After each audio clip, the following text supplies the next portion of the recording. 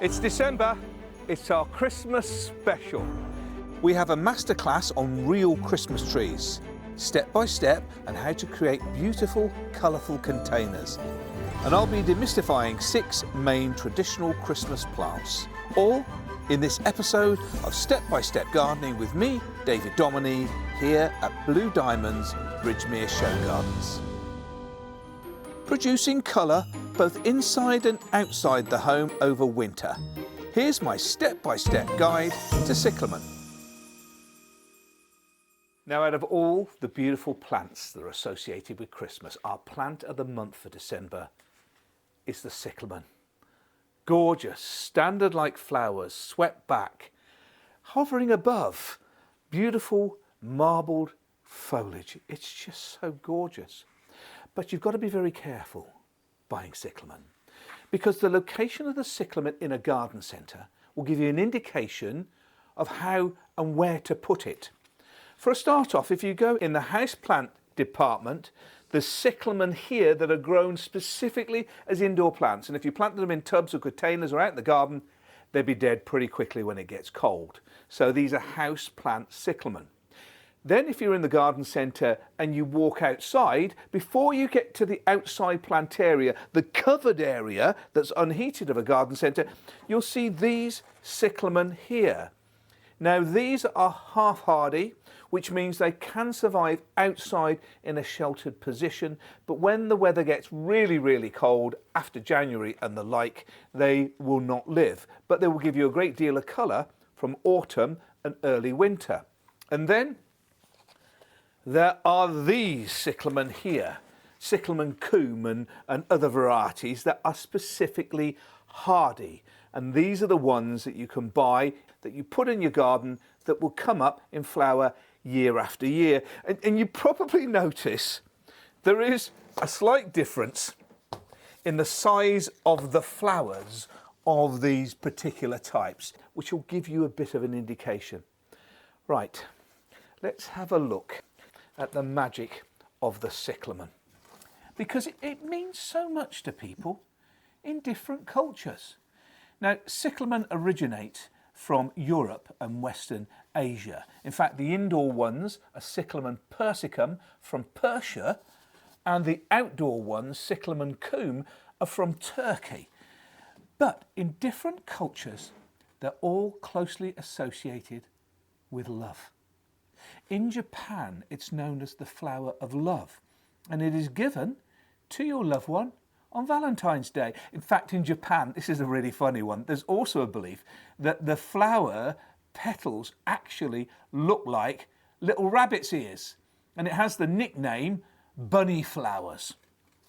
But in certain cultures, the shape of the leaf, which is a heart shape, meant that the outdoor varieties were planted in the gardens around a church, a monastery, or any other holy place. And it doesn't matter about the denomination, it was all identified as cyclamen being the flower of love.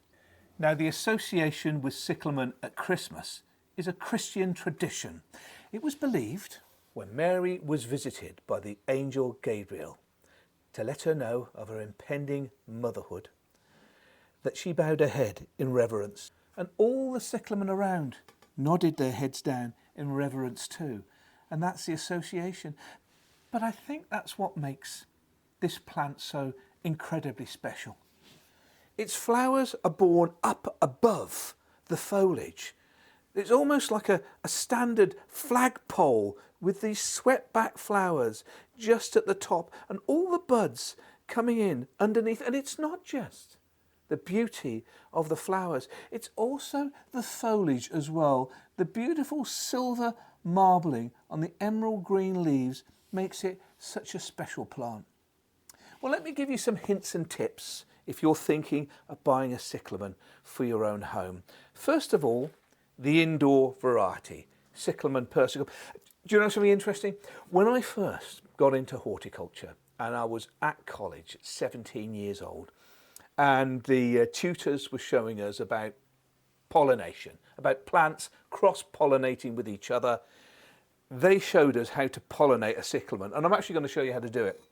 Okay, so what you've got is you've got the male part of the plant, which is the pollen, and then you've got the pistil, which is the female part, and the end of the pistil, which is a little tiny, almost like a hair that's coming out the centre of the cyclamen, that's where the female will receive the pollen. So what you had to do was bend back the flower and flick it with the back of your hand like that, and it would deposit pollen just on the end. As you can see there's just the pollen on the top of my finger. You would then go to another cyclamen, and where the stigma comes out, you would touch it with the pollen. Now, that flower has been pollinated. When the petals fall off, it will produce seed, and it will be a brand new variety, a combination between this one and this one, to make a very unique plant. Amazing. This taught me about pollination. That's why it's so special to me. Now, as a houseplant, it's great. It's probably not the longest lasting houseplant you have, because it can be a bit temperamental to water, but it's certainly a beautiful flowering plant to have throughout Christmas. There are ways that you can help the plant grow afterwards and get it to produce flower and foliage again, but it's not that easy. You should see it really as a longer lasting growing cut flower on the windowsill, really. So the secret is, don't put it above a radiator. That's the thing.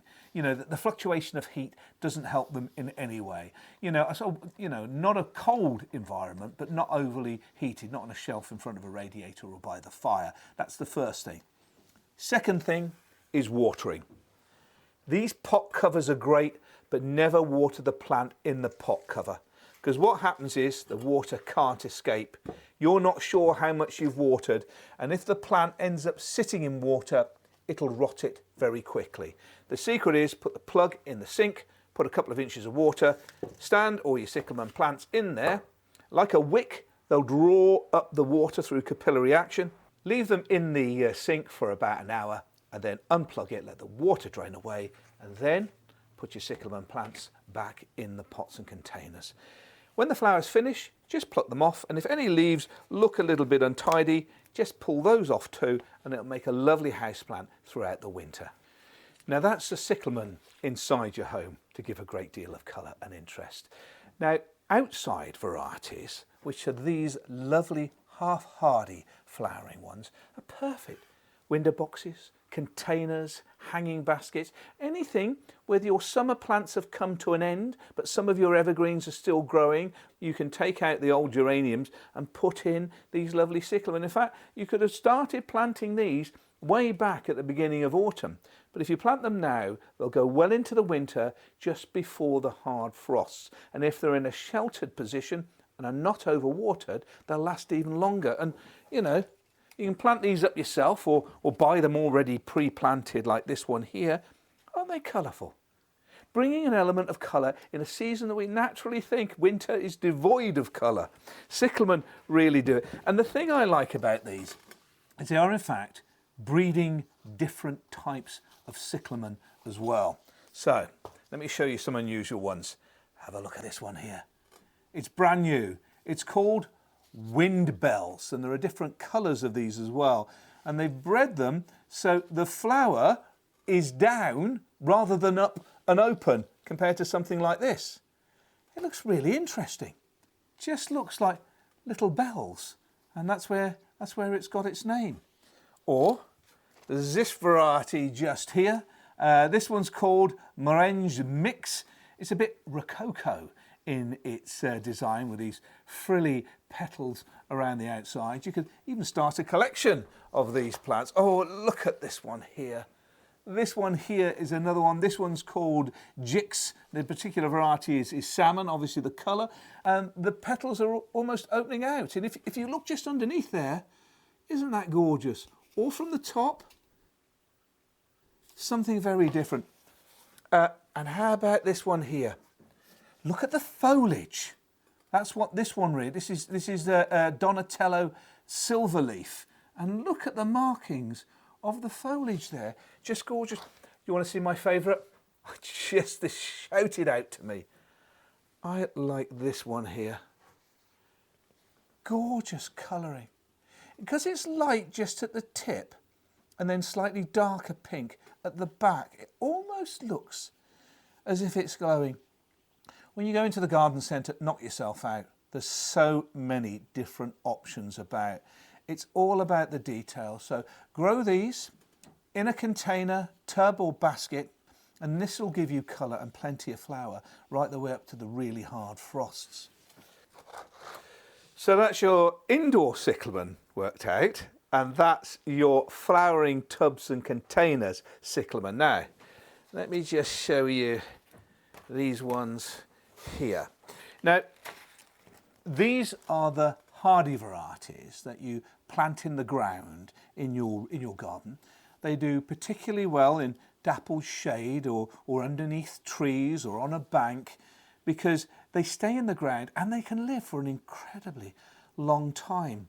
Now, the flowers are much more dainty than the cultivated varieties that have been particularly grown for their flower colour, but not much attention on how hard they are. Where these plants here are grown for their toughness. The flowers themselves, I've got a little pink one here as well. Let me move that over to show you. They're all different varieties. You can see from the label up here, you've got one. This is Siberia Pink and Siberia White. They're part of the coon family. In fact, you can buy them pre-packed as well. So if you go in the garden centre, you buy them and you get the little corms at the base and you can plant them up. It's a cheaper way of doing it. But these ones here, slightly more expensive per plant, but they've been pre-grown. So you're buying time really with these ones. So with the permanent garden cyclamen, there are two real types. Hedropholium is one variety, and that flowers from late autumn into winter. And then you've got the cyclamen coum, and these flower really from late winter into early spring. So there's a good choice. Well, there you have it. From indoor to outdoor to tubs and containers, cyclamen really give you a flower to follow a theme. They're incredibly good value for money. They're not an expensive plant as they're easy to grow. So if you've not grown them before, give them a go. And if you are growing them as a houseplant, try them outside or vice versa, because it is a beautiful, even though we've got it as December plant of the month, it'll span from autumn right the way through to the beginning of spring. From one beautiful plant to another, let me unwrap the history behind some of our favourite Christmas plants. An iconic Christmas plant that's on the dinner table on Christmas Day is the Brussels sprout. Love them or hate them, they have to be on the plate. It's part of Christmas, the Brussels sprout. But why are they so associated with Christmas? Well, the precursor to a Brussels sprout was eaten years and years ago, in fact, right back to ancient Rome. But the modern sprout that we eat today really came about in its popularity in an area that we now call Belgium, back in the 13th century. And it took a while, but by the time it came to the 16th century, it was very popular in Belgium, so much so, it is said, that they named the sprout after their capital city, Brussels, hence Brussels sprout.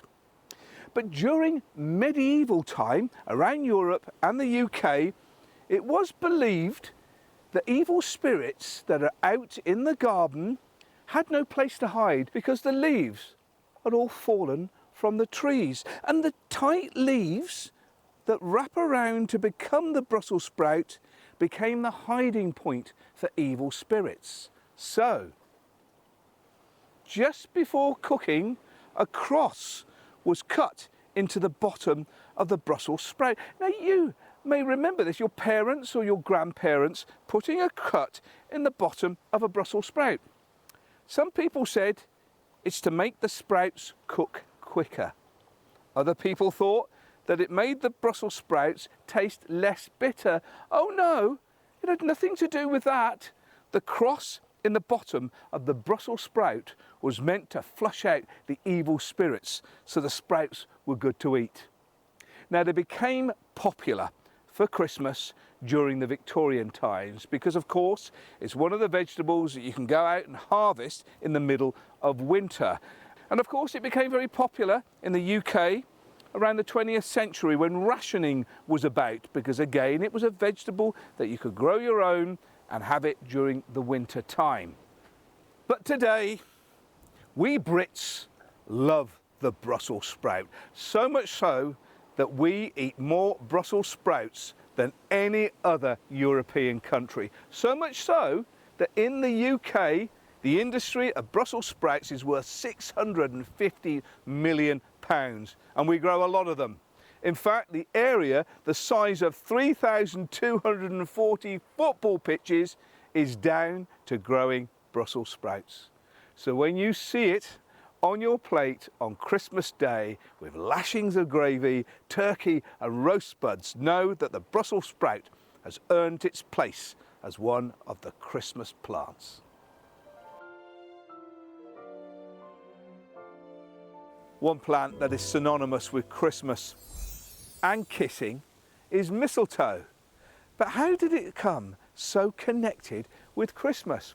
Well, first of all, mistletoe is a semi-parasitic plant, which means it lives off branches. It roots itself into branches of trees, particularly oak, poplar and apple in the UK and all over Europe. And right back in history, the Druids thought this was incredibly special because evergreens were seen as special plants to still have life in the middle of the winter time. But with mistletoe being evergreen, it turned deciduous trees that should be bare into having green foliage, which is the mistletoe leaves. So the Druids thought that was incredibly sacred. They believed it promoted virility, fertility and protection as well. Now the Christians adopted mistletoe to signify again renewal, but also forgiveness. And in the 18th century, a tradition of hanging mistletoe up and kissing underneath it was born. Traditionally, a berry was removed after each kiss, signifying purity and dwindling opportunity. But because the berries are poisonous, it's not done that often today. Now that is the secret of mistletoe. A bunch hung above a doorway to kiss and give merriment and bring luck and good fortune too. A very worthy Christmas plant. Christmas trees are one of the most important parts of the festive season. In my masterclass, learn how to choose the perfect tree for your home.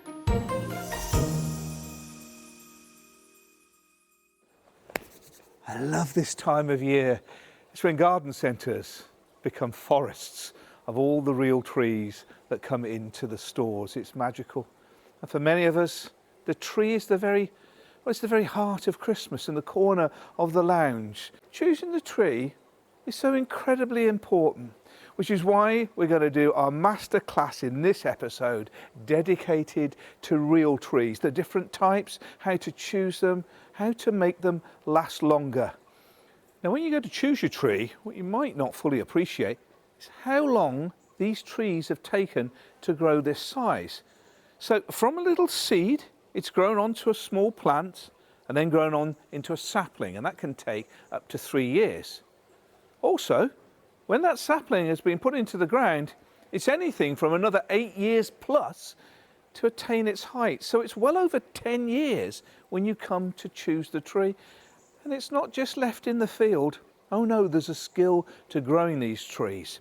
And many of it is about pruning, because naturally these trees will grow quite long and outwards where they're not so dense on the inside. So what the farmers do, the Christmas tree farmers do, is they cut these laterals here to encourage internodal growth. So that's why it's quite thick in here, whether if it was growing naturally, it'd be much more spread out. So every year it's pruned. And the traditional Norman, it's quite a broad tree, especially at the base, like this one is here.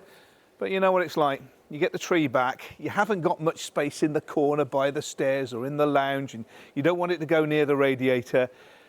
they have developed double pruned Nordmanns, known as the slimline, perfect for tighter spots. And it doesn't just end with the choice between the shape of the trees. There's also different varieties too. Now you may have thought to yourself there's just one type of Christmas tree, but oh no, there are many different types. So in this masterclass, I've pulled together some of the more popular types, and I'll explain the differences in between each one so you can make an educated choice of what type of tree you want in your own home, or whether you want to try different trees each year. Well, the first one, this is probably the most popular tree in the UK today. It's called the Nordmann, originally found by Alexander von Nordmann, a 19th century zoologist who spotted them at the Caucasus mountain range, right the way down to the south and the east of the Black Sea. Now, it's a marvellous tree. The thing to think about when you look at these trees, they will in the wild grow up to about 30 or 40 metres, but they've been trimmed especially for Christmas trees. Now, the benefits of the Nordmann is it holds on its needles. It's a lovely shape, quite nice volume. The needles are soft, so it's pretty good for households that have got children or pets because they're not always falling on the floor. It has a nice silvery underside to the needles themselves and forms a really good shape. And although quite pliable, the branches are quite strong to hold decorations. So the Nordmann will be, wherever you go, the most stocked tree because it is the most popular. Next one down the line. And the smell gets me every time. Now, this was a big tree in the 70s and the 80s, incredibly popular. The Norway spruce. And the Norway spruce itself originates from Central and Eastern Europe and also the boreal forests of Scandinavia. And it is a traditional tree. And the fragrance, to me, smells like Christmas. The needles don't hold on quite as well as the Nordmann tree, but it's still a beautiful tree. So not so good for children and pets, but it's a very tight tree and the fragrance made it very popular. So the Nordmann really superseded this tree because of its needle holding capacity. Next up, we've got the blue spruce. Now, this is from the Rocky Mountains in the USA. I suppose it's a little bit in between these two. You get the fragrance, but not as much as this one, but this has better needle holding capacity than the spruce, but not as much needle holding capacity as the Nordmann. It's somewhere in between, and although it's called blue, it's got a slightly silvery blue effect, but it's not, you know, the pure blue. Next one here that we've got, this one here is the Fraser fir.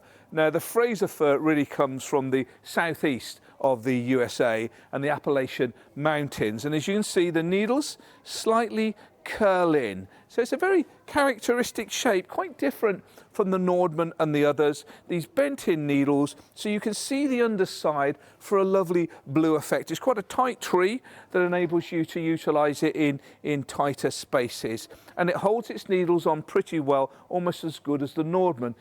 And finally, we have the noble fir.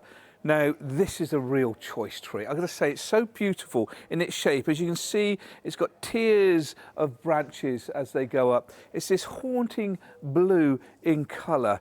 It holds its needles just as well as the Nordmann, but the colour itself and the shape is really lovely. It's a type of tree you actually don't want to hang any decorations on. You want to enjoy the beauty of it. I've had a few of these, but it adds something really special. Now, this one originates again in America from Washington right the way across to northwestern California. And there you have it. Different trees, from the Nordmanns to the Norway spruce, the blue spruce, the Fraser and the noble as well. But of course, there's masses of different types of artificial Christmas tree too. It's all about choosing the right one for your own home environment. If you are choosing a real tree, I'm now going to give you my hints and tips on how to get the best one. Here are my tips on how you can choose the best tree. It's all about the 5 F's. The first F, freshness. The best tip is to buy your Christmas tree from a professional Christmas tree retailer, like a garden centre.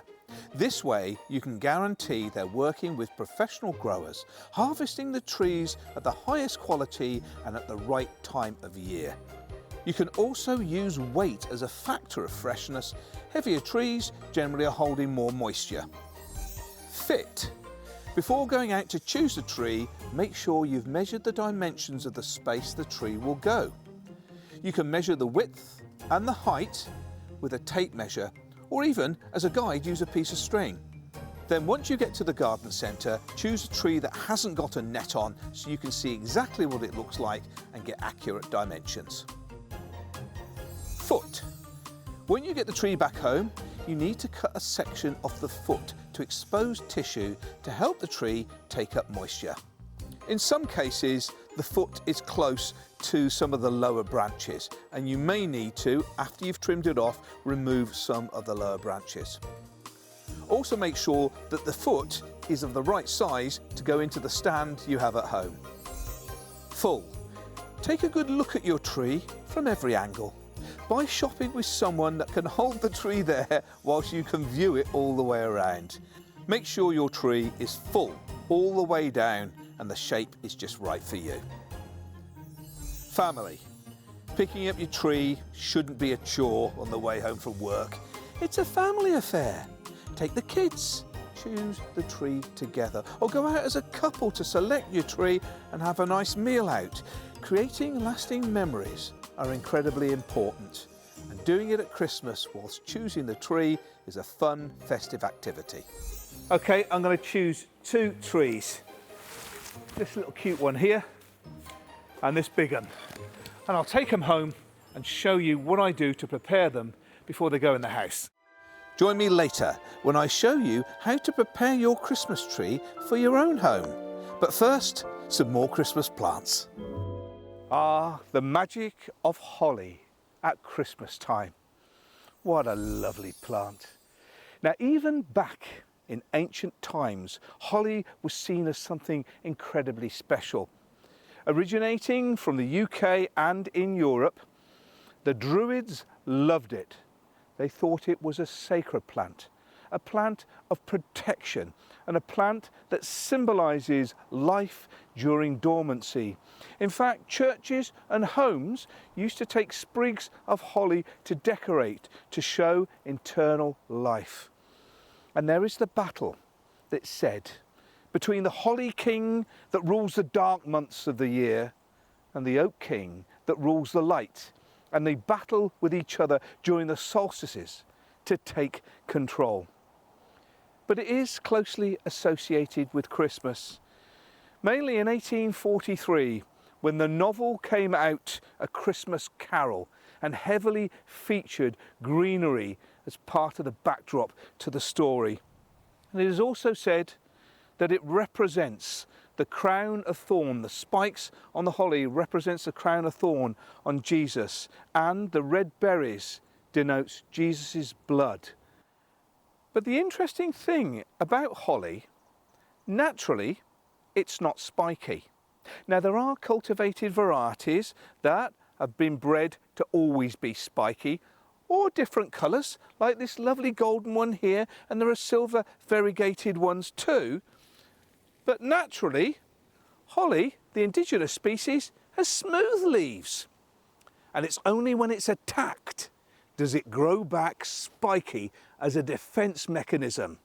So if you go for a walk in a wooded area, sometimes you see smooth leaves on the top of a holly and spiky leaves at the bottom, because it's where the goats or the deer or the hedge trimmer cuts into the foliage, and for a process of plant heterophilia, it grows back with spiky leaves to protect itself.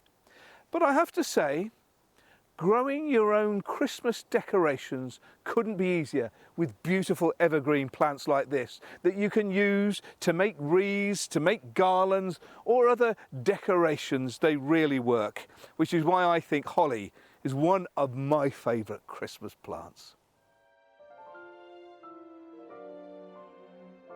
The Christmas tree. How did that end up as the hero of Christmas?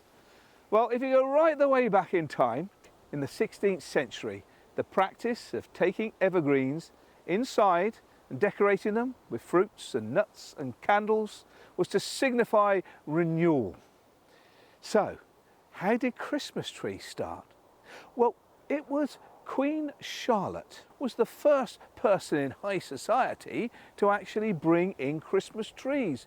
But where it became a trend and really took off was 1848, when Queen Victoria's husband, Prince Albert, had a Christmas tree and placed it on a table at the palace with presents underneath, and it was featured in a newspaper called Illustrated News, and it wasn't just all text. There was an artist's impression of this tree in position, and suddenly there was a massive trend and it went out, and everybody wanted Christmas trees inside the home because they signified the element and essence of Christmas, decorated and lit up.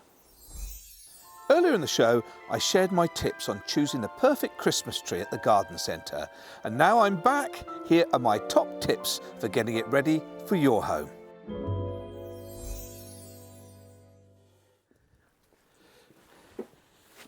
When you've brought your Christmas tree back, there are a few preparation things that you can do before you take it inside the home that will keep it fresher for longer. And also enjoy it. I could get the smell of the spruce there, feeling Christmassy already. Take time to enjoy it. Light up the fire pit. Get yourself a cheeky cup of tea. Put on some Christmas music. Why not? It's all part of the tradition. Oh, lovely.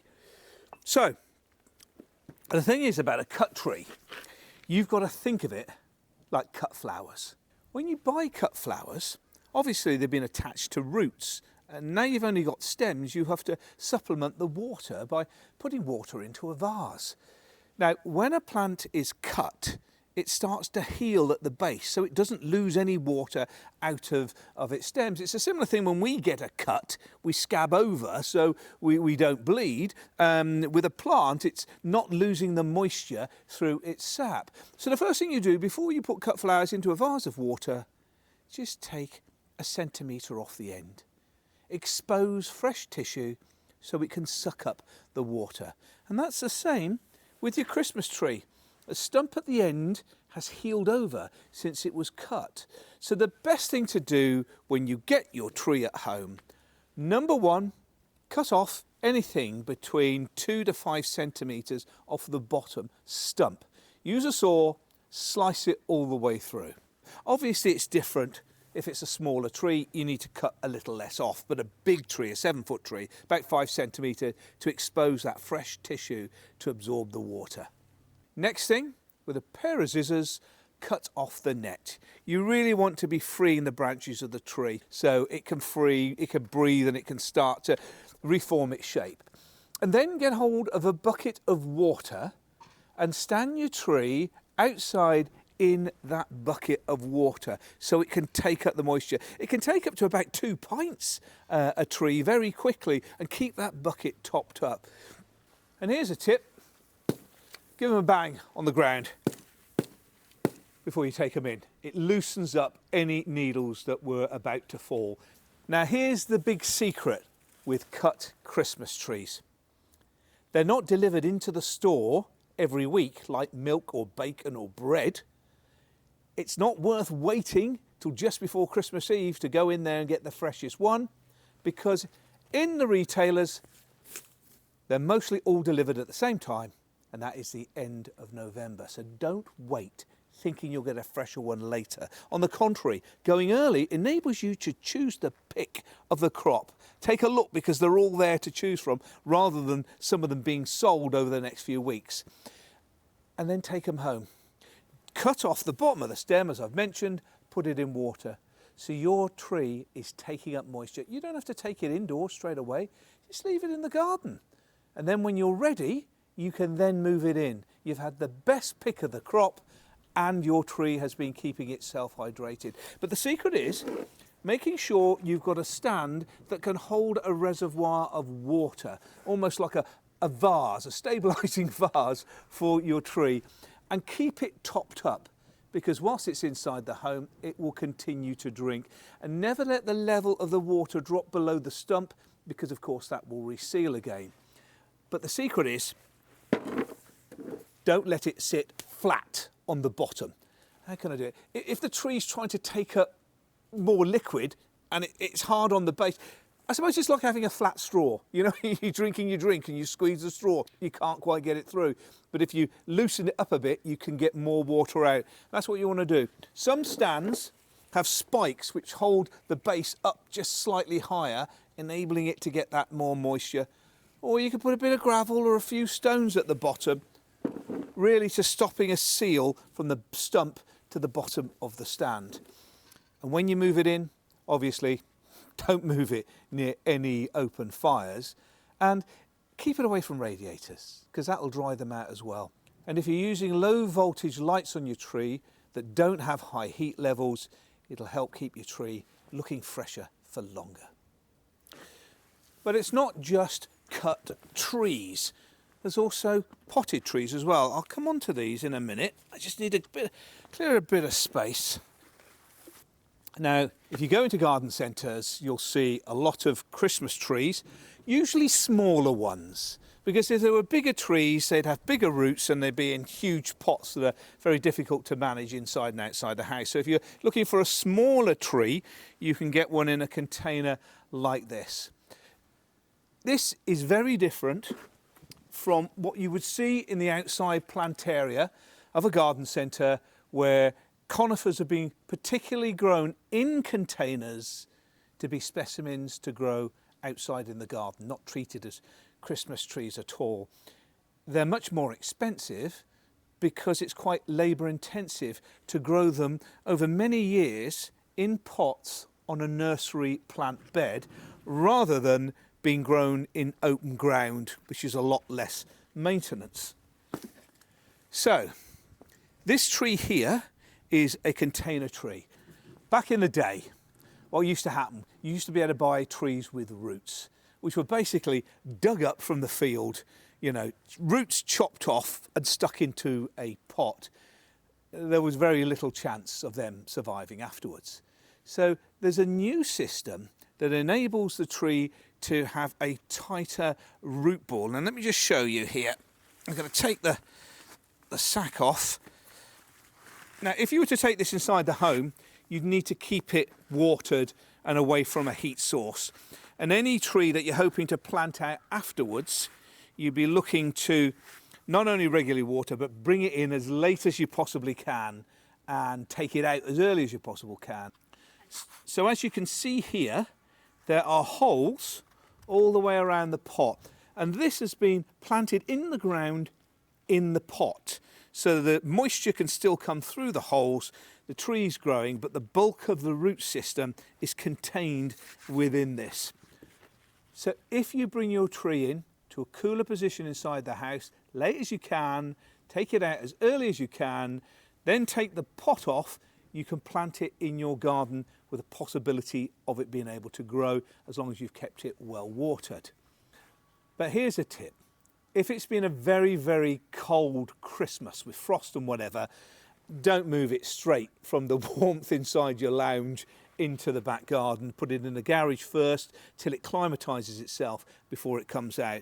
You need to cut the pot off, dig a hole, fresh peat-free compost around the outside, and then plant the tree in your garden, and that'll give you a chance. There we go. And of course, with the Hessian bags, never lose these Hessian bags. They're great for collecting the leaves. You know, get the leaves on the lawn and the like. Stuff these up with leaves, put them behind the garage, at the back of the shed or something. The leaves will rot down, and so will the bag, making great leaf mould that you can add into your soil. Now, it doesn't just have to be Christmas trees. It's the conical shape and the evergreen nature that makes it work.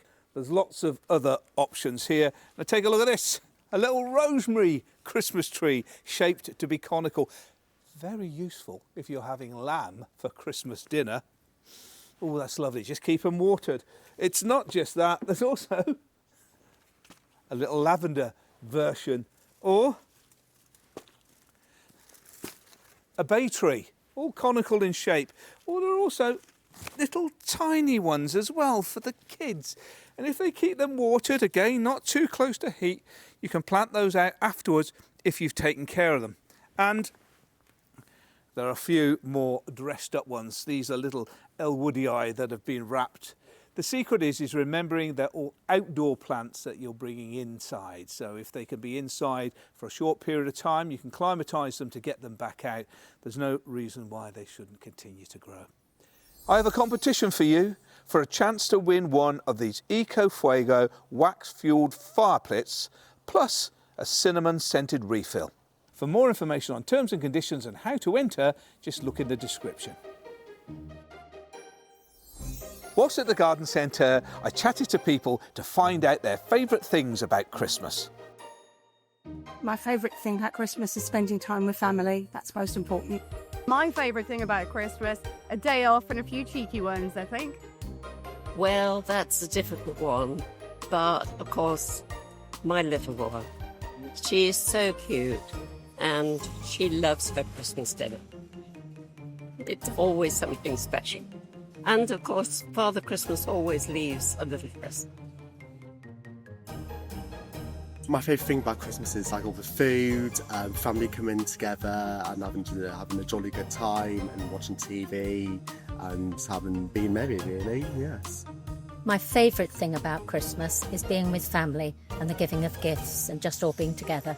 Getting home from work on Christmas Eve, so we finish at 5 o'clock, getting home to a chill bottle of champagne out the fridge, popping that cork and having it with picky foods in the evening.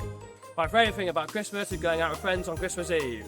My favourite thing about Christmas is watching my old Christmas movies, all the favourites, with a hot chocolate going and a log burner going in the corner. Family, presents, carol services and decorating the Christmas tree. My favourite thing about Christmas is selling out of all the turkeys.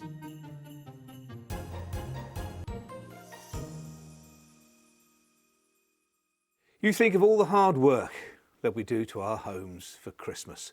Bringing in the big Christmas tree, putting all the decorations up, laying out the table for Christmas dinner, every windowsill with ornaments, snow globes, everything. The work that we do. A simple job though. It's the front of the house. It shouldn't just be left to the wreath on the front door. Planting up Christmas containers can really give a warm welcome to visitors that come into your home. But guess what?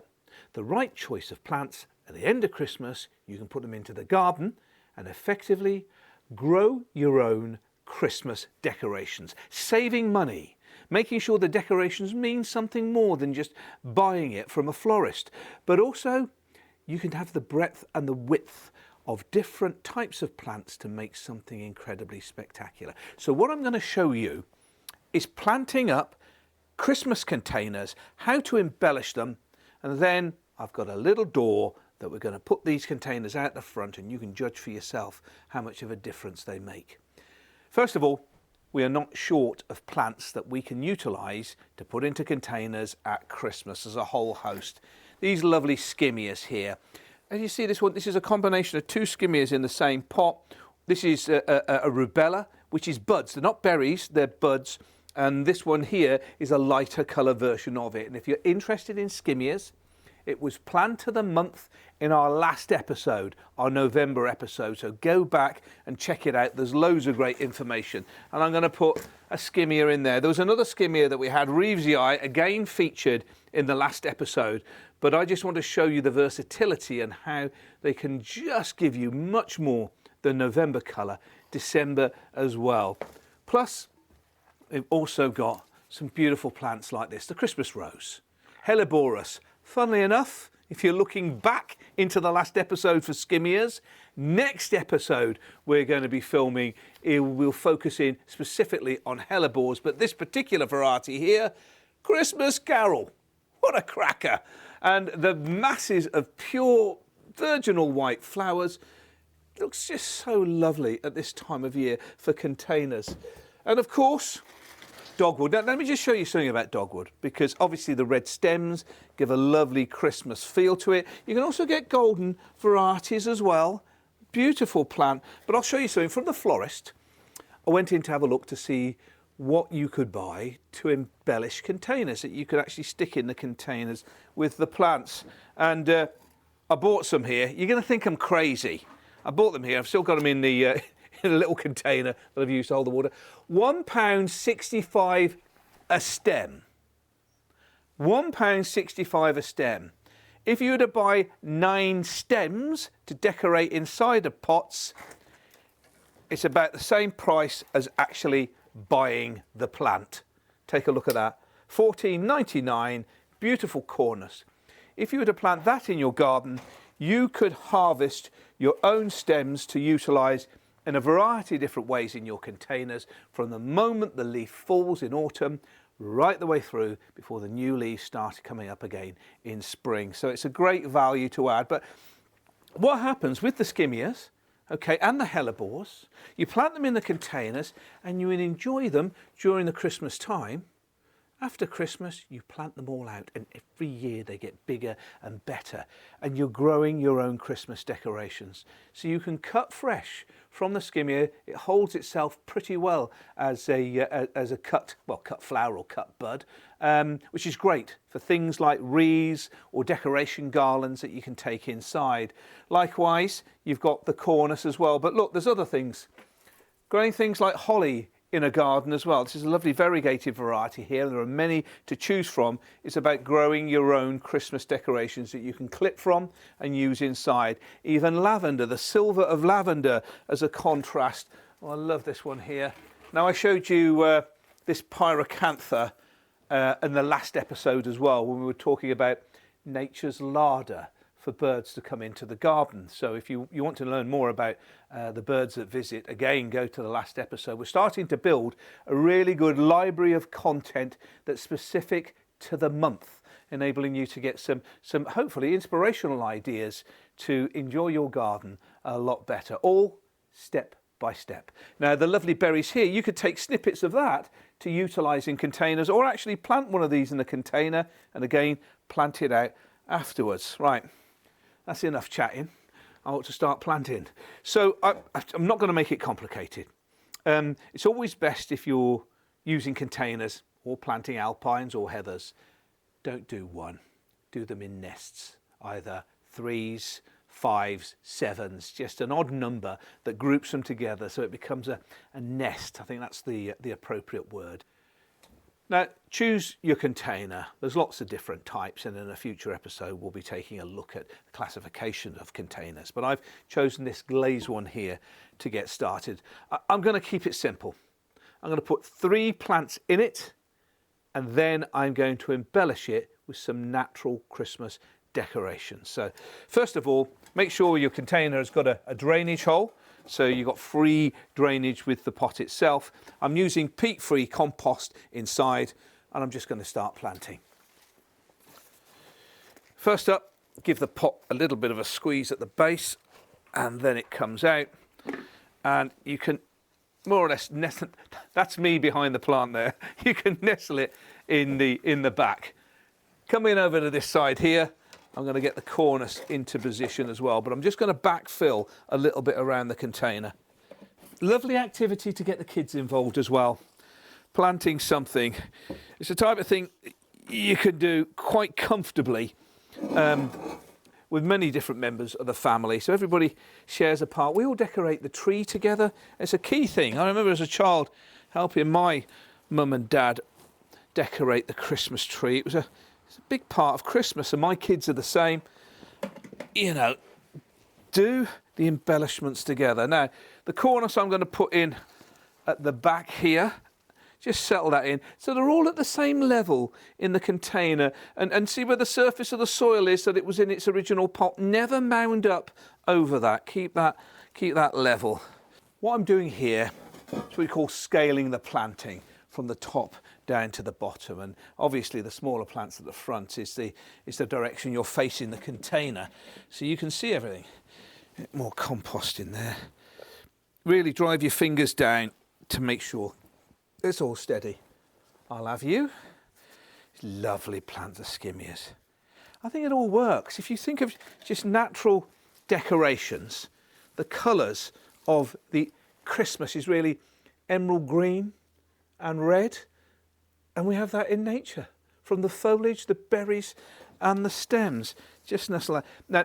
Normally I'd be planting it that way, facing me, so I can see what it looks like, but for television I'm facing it your way. Let's get a bit more compost in to get that all comfortable and nestled in. So I'm not planning the plants to be in this container all their lives. I'm looking for it to be good winter colour for me for Christmas and after Christmas. And then when it comes into spring, I'll plant these into the garden, and I've got the container ready for my geraniums and petunias and busy lizzies for my summer colour. So there I have it. Combination of green foliage, lovely flower buds, and they'll hold these buds right the way to the spring, and some berry as well. Looks pretty Christmassy, but I can make it even more Christmassy. Now, foraging is a real big plus to create some nice decoration effect. The simple pine cones that you find on a woodland walk, sprayed up in different ways. This one's gold, but you could just as easily do red or white or a few others. Add in to position, creates quite a natural effect. And likewise, other natural things that you can utilise is any form of greenery you've got in the garden. Here at the bottom of the garden there are quite a few conifers, and you can take some clippings like this. Now see this container here, it's got the hellebores in. Just at the back I can insert some of them to just give a little bit of height to the container whilst making it feel a bit more Christmassy. So you can get that, you see it when you walk outside florist stores with all their displays at the front, Christmassy. It's all about reusing natural materials that are readily available in the garden. In fact, I've clipped some of the conifers here and a little bit of a pine cone. I've just wired it together here, a little bit of floristry wire at the side. So I've got conifer, cone and the baubles. And then just attach it to the side. You can add as many or as little as you wish. And that way, it just starts to embellish. In fact, with battery-operated lights, you can also light them as well, outside your front door, looking particularly smart. You can use twigs as well, whatever you can harvest as you're walking around. These are some of my old bean poles that I used this year. There we are. Made a little star on there as well, but you can make lots of different shapes that you can insert and add and then embellish with tinsel or whatever you fancy. Here's something that I did a little bit earlier with this is a lovely creation, and it's all from the garden. Conifers just from the back there, cortaderia, which is pampas grass as the beard, a little Christmas bauble there as the nose, and with a bit of wire and moss, there's the hat. And I've got over here a log that I've cut a hole in. Just insert that in, and there you go. Christmas decorations, you should grow your own. It's evergreen, stem colour, it's berry, or it's flower bud. Anything with an element of interest really goes a long way to creating a visual effect. Right, I'm now going to move these into position by the doorway, and you can see for yourself the difference. And let's finish with one final Christmas flourish. Here are two more iconic Christmas plants. Another Christmas plant, or rather collection of plants, is in fact a wreath hung on the door. There we are. Now, how's that associated with Christmas? Well, many Roman and pre-Christian traditions all had a circle of evergreens. And think about it, the laurel circle that was placed also on the heads of those Olympians because it signified eternity and victory. But of course, early Christians too, a circle of evergreen showing the everlasting love of God. And this circle makes a particular point, not necessarily just to hang on a door. There was also the Advent wreath, which had 4 candles. Each one was lit to signify the 4 Sundays before Christmas.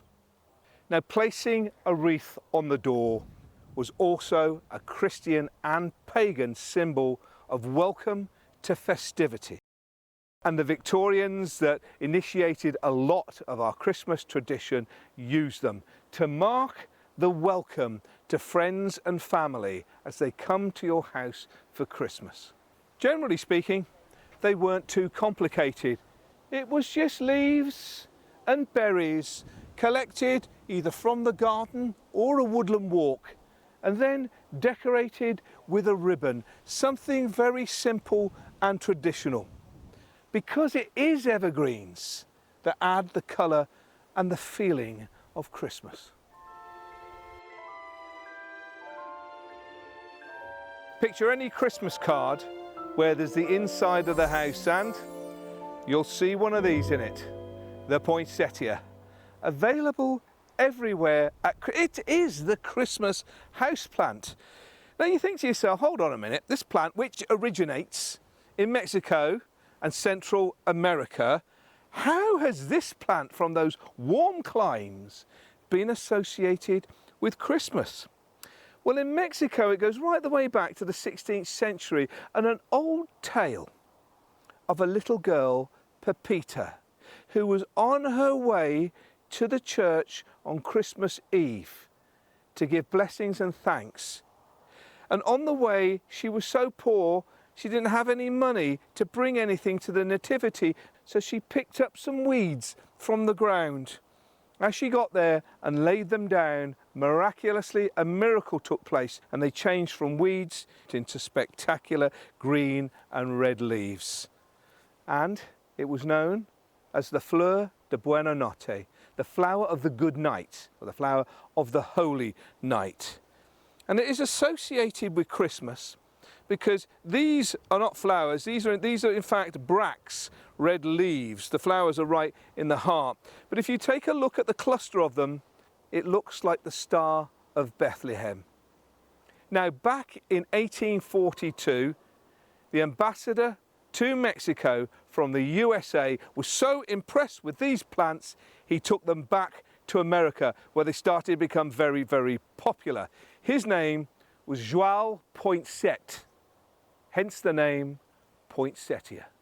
Now, all over the world, poinsettias are used during the Christmas time. You don't just get them in red. Oh no, there's many others. There's pinks, there's whites. I've even had a yellow one, and there's multicoloured one too. So the secret of success with growing them is don't get too attached to the coloured leaves, because as you grow them, if they survive into the beginning of the year and you grow them as a house plant, they will just be green. There's a very special process to get them to colour up again. And the biggest tip I can give you is to make sure the leaves do not get damaged by the cold. Always cover over the head as you take them from the till to the car and from the car into your home. Never let it sit in water, freely drained on a nice windowsill away from a radiator, and you'll enjoy it throughout Christmas. Well, there you have it. Loads of inspirational ideas and a few amazing stories at the same time. If you like this video, please give it the thumbs up and subscribe to this channel for more great content like this. And if you turn on your notifications, we'll make sure you never miss a video. Just take this moment to wish you and your family a very, very